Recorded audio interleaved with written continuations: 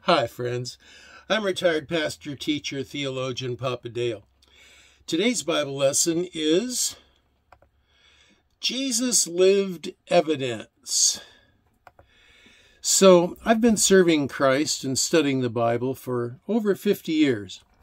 See more about me on this playlist in a video titled Papa Dale Intro. Please listen to this lesson or any Bible teacher with caution. 1 John 4:1 says, "Dear friends, do not believe everyone who claims to speak by the Spirit. You must test them to see if the Spirit they have comes from God. For there are many false prophets in the world."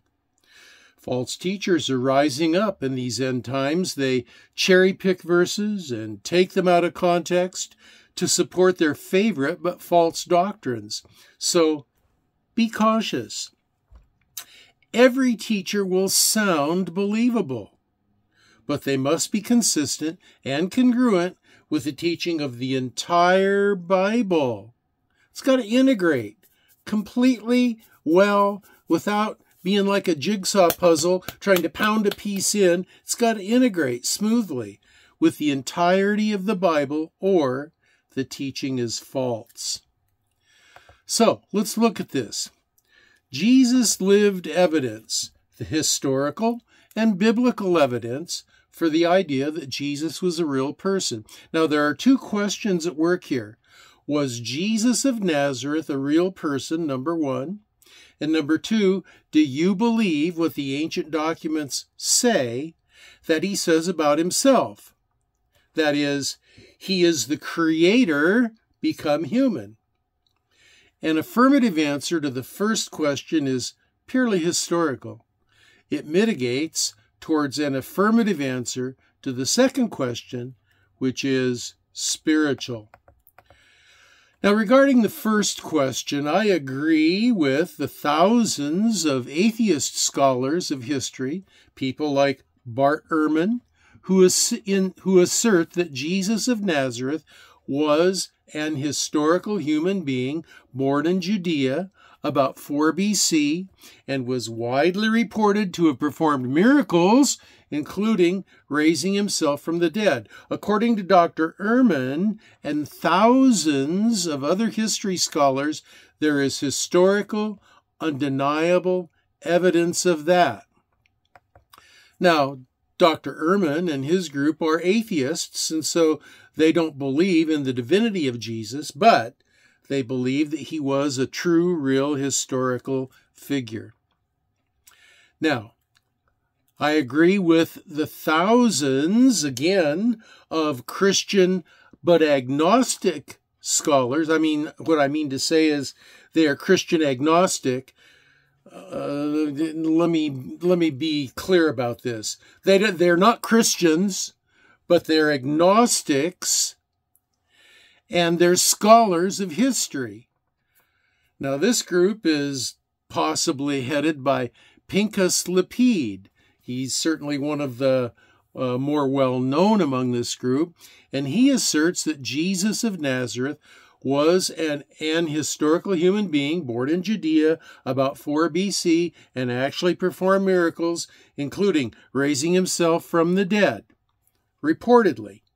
Now, according to Lapid and thousands of others, history scholars, there is sufficient historical evidence to believe that as historically true.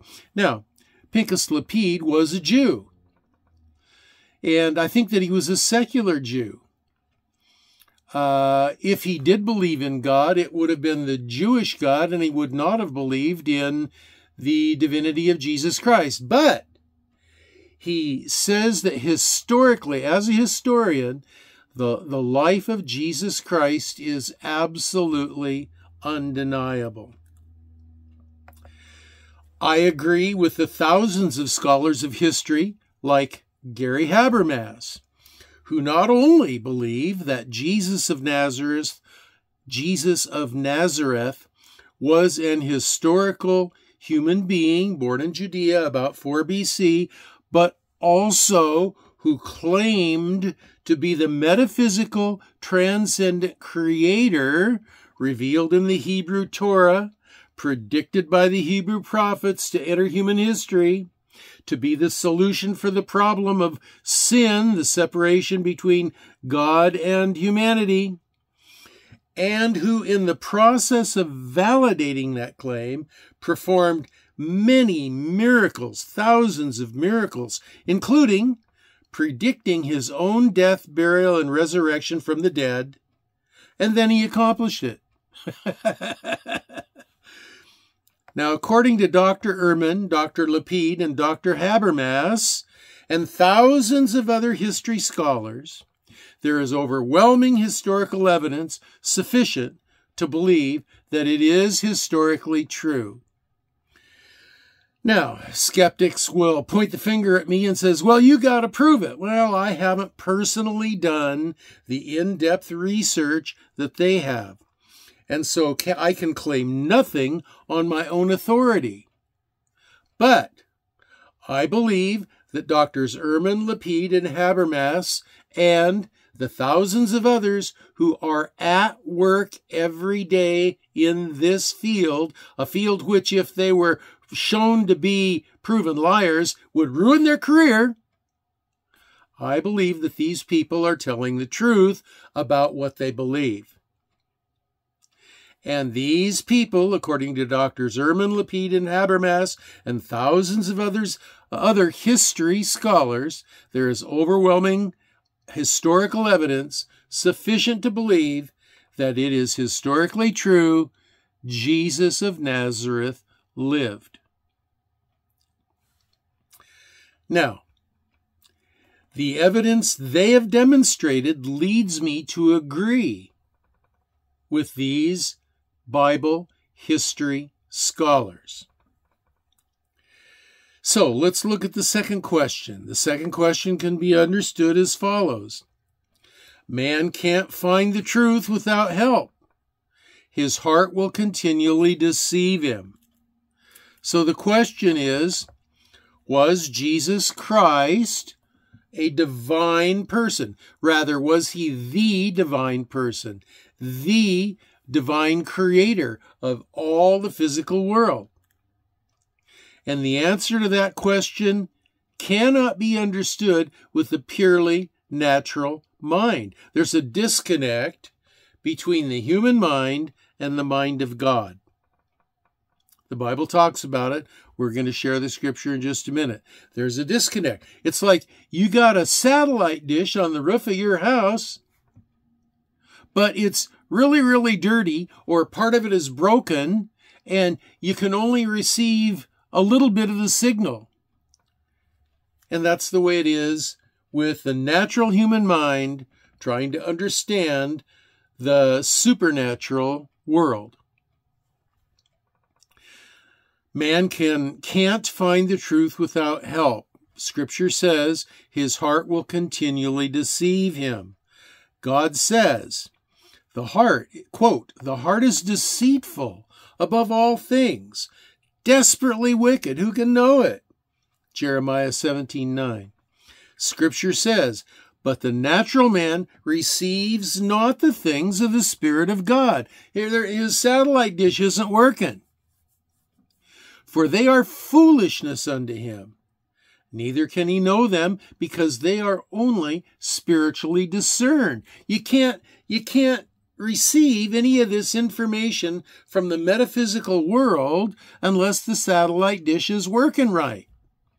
And the only way it can be working right is, we're going to see about this in just a second. So anyway, that last scripture was 1 Corinthians 2:14. The spiritual connection is broken. Yahweh says this. In the Old Testament, he says, quote, and I will give you a new heart, and I will put a new spirit in you. In other words, he's going to fix the satellite dish. I will take out your stony, stubborn heart and give you a tender, responsive heart. Okay, so he's not going to fix a satellite dish. He's going to give you a brand new one. Ezekiel 36:26. Restoration of the spiritual connection, but only, quote, if you will seek me and find me when you seek me with all your heart. Jeremiah 29:13. He isn't interested in pouring out detailed information to a heart that won't receive it. Instead, what he does is he draws people, he woos people. He says, come to me, open up your heart and start searching. And if you open up your heart and you start searching, then I'll give you the evidence. Then I'll give you the information you're searching for. Now, Jesus says, only then are you born of the Spirit. He says, quote, and you must be born again. John 3:3. Then you become capable of receiving spiritual truth. Jesus said again, quote, I will pray the Father, and he shall give you another comforter, that he may abide with you forever, even the Spirit of truth, whom the world cannot receive because it sees him not. The satellite dishes are all broken in every human being, and neither knows him, but you know him. He's talking to his disciples, but you know him, for he dwells with you and shall be in you. John 14:17. The Christian religion is a religion in which you seek after God and he comes to live inside you. Then you can be surrendered to the leading of the Holy Spirit and live a joyful life, both self-satisfying and also pleasing to God. Quote, for those who are led by the Spirit of God are the children of God. John 8:14. Had a little hiccup there. Quote, for those who are led by the Spirit of God are the children of God. John 8:14. Now, I pray for you that the Lord, the Creator, will open your heart to understand that he desperately loves you, and he is offering you the opportunity to be forgiven of all your past obstinate rebellion and sin, and he will receive you into his own eternal family, surrounded by his love forever. Quote, whosoever shall call upon the name of the Lord shall be saved. Romans 10:13. Doesn't matter what you've done.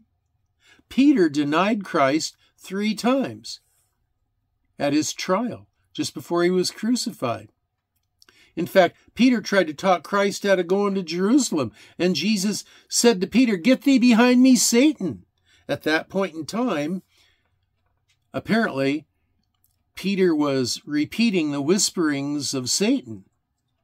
Get thee behind me, Satan, he said. And so you have the evidence of the record of these people, even though they denied Christ, they may have betrayed him. Thomas wouldn't believe him. Thomas said, I'm not going to believe Jesus is risen from the dead until I see the nail prints in his hands and see the spear gash in his side. That's the only way you're convincing me. Jesus showed up a day or two later and said, hey, Thomas, how you doing, bud? Come here. Check out my hands. Look at that. Look at this side. Look at this hole over here. Isn't that interesting? Goes all the way in. Well, that's enough tomfoolery about this subject, I guess. But what we're trying to say is this. Jesus lived. The historical as well as the biblical evidence is quite clear. Jesus lived. And if you start looking at the details of that evidence, you're going to find that he not only lived, but he claimed to be the creator, and he demonstrated that he was the creator by the miracles he performed and by raising himself from the dead. Now, skeptics are going to deny that part, but the only way they do it is to say, oh, well, we just totally reject that as a category of possibility. There's no such thing as miracles. no possibility for a person to raise himself from the dead. Well, if you're God, the Creator, I guess you can. That's what the Bible teaches. Well, that's it for now. If you have comments, questions, or prayer requests, you can leave them in the comments section below. You'll find a link to my Facebook page there. You'll find a link to these lesson notes there. And I think the Lord will let me give me time enough to upload another video. And if He does, I'll see you then. And until then, this is your old pal Papa Dale signing off and saying, I'll be praying for you that you will be well and that you will be blessed. And that's 2 big thumbs up for you.